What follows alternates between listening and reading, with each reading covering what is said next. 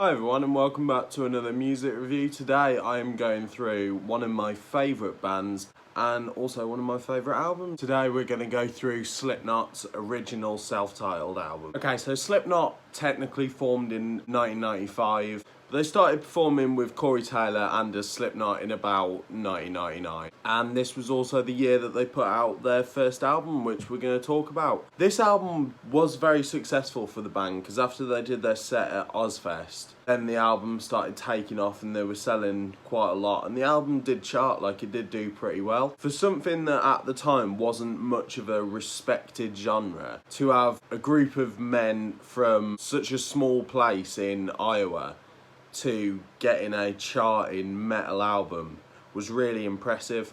Obviously then they went on and had major success with records such as Iowa and then all the classic records that we know, so Volume 3, All Hope Is Gone, Grey Chapter, We Are Not Your Kind, and recently The End So Far. Was this their most successful album that they've ever had? No, of course not. It was just the start.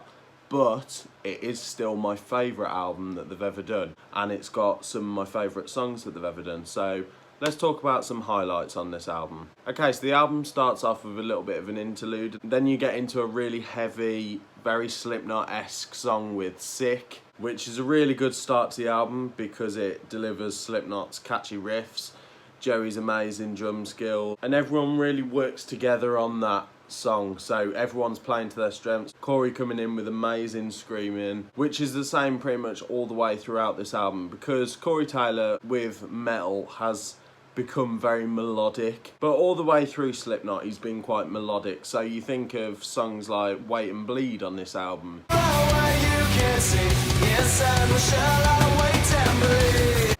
but then you get to a song like Surfacing, where he's just angry, and that song always feels like a bit of a teaser for stuff off Iowa. Surfacing's definitely a highlight for me, but Spear Out,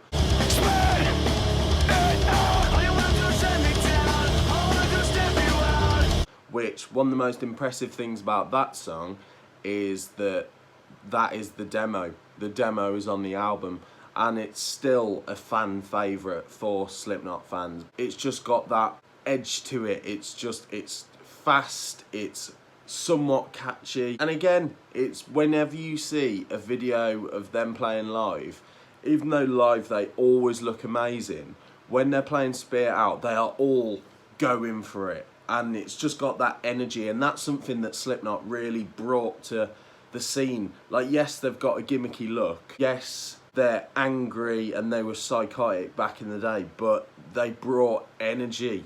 Like, Corey Taylor jumps like fuck on stage back in the day. The biggest criticism that I will give to this album is it definitely has a better first half than a second half. Don't get me wrong, it's a very consistent listen. All the way throughout this album, you've got catchy riffs, you've got incredible drums, incredible screaming. It's a flyby of a listen, but you have got that sort of star power of, and I think it's just because it's their first album, they didn't really know what was gonna take off. A lot of the big songs on this album and the best songs on this album towards the beginning, so Wait and Bleed, Surfacing, Spear Out. So you might find that you do get more hyped at the start of the listen rather than towards the end, but you still got some songs like Prosthetics, No Life, that's an absolute banger. And then the album ends itself up with one of Slipknot's, I think, creepiest sounding songs. Slipknot were when horror meets music, and in Scissors you really get that. The strangest man that had broke away my tears. It starts off with a really creepy tone to it, and then it gets into more the typical Slipknot sound. But I think that sets up really well. If you're listening to these albums like one after the other, I think that really sets up well for Iowa, which is just so enraged that it's scary. So yeah, those are just my brief thoughts on Slipknot's self-titled album. I can't claim to know the most about just metal music overall, there's a lot of the talent in Slipknot's world that completely goes over my head because there's just so much going on. There's 9 members, you know what I mean? I definitely think my friend Luke should give his input on these albums, and maybe we'll do that at some point because he knows 100 times more about metal than I do. But I just wanted to give my basic thoughts on what I think of this album. Overall, I think this album's absolutely incredible. It's a 9 out of 10 album for me, and it's one of Slipknot's best. As I said, my only real problem with it is it does feel like it kind of blows its load too early. But I think that's just the star power of the songs after they released it. The highlight song for me,